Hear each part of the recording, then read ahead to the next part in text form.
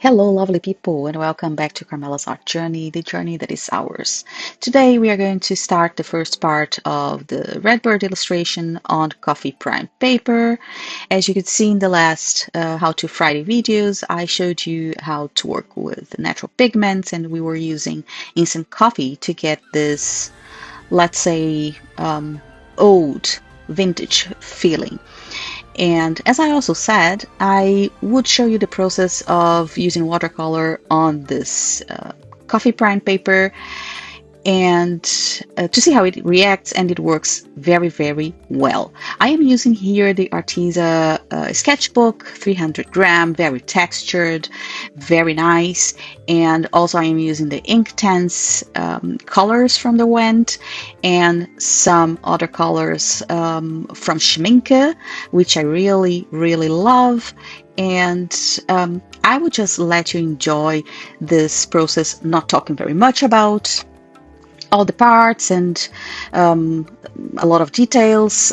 What I have to say here is, as usual, we start very, very light and applying layer by layer. I am just, before putting all the little details, I am putting some ground layers and merging the colors, some lights and shadows, but all very light and very smooth. And then I will start increasing the intensity, and of course for some parts you can do this wet on wet, and for other parts I wait a little bit until it gets dry, and then I can start applying some details. As you will see, like on the feathers of the tail, I will start putting some traces, little traces that gives us the details of the tail of a feather. And yeah, and some other parts I will just spread a little bit my brush to get the, well, let's say more fine or very little fader traces, so that it stays natural. But as I have to say, it's not a hyper realistic one. It goes into the realistic illustration of fauna and flora illustration, which is actually my main theme of work. So sometimes I like to let some details just lay in there, because it gives me that vintage feeling too, of those older botanical and fauna and flora illustrations from the past, which I really, really love.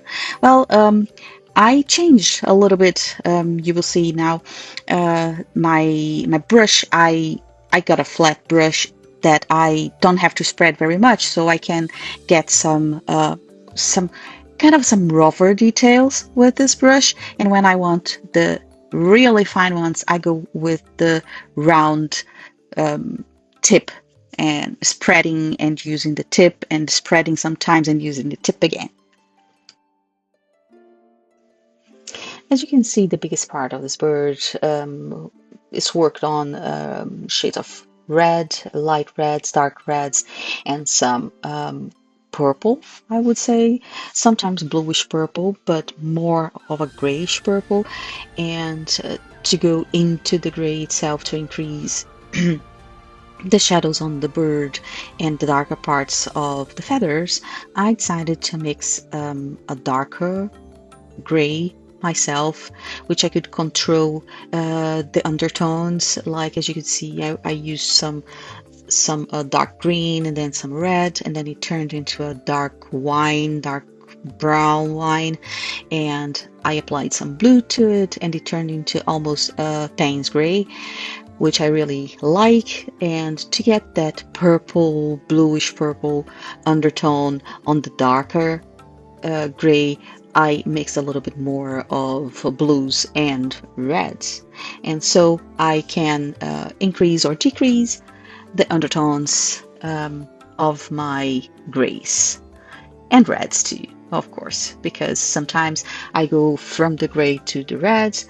to get myself the smooth gradients from a darker tone or a very different tone than the other, because gray, bluish gray, purple gray goes into the red, so it should happen smoothly.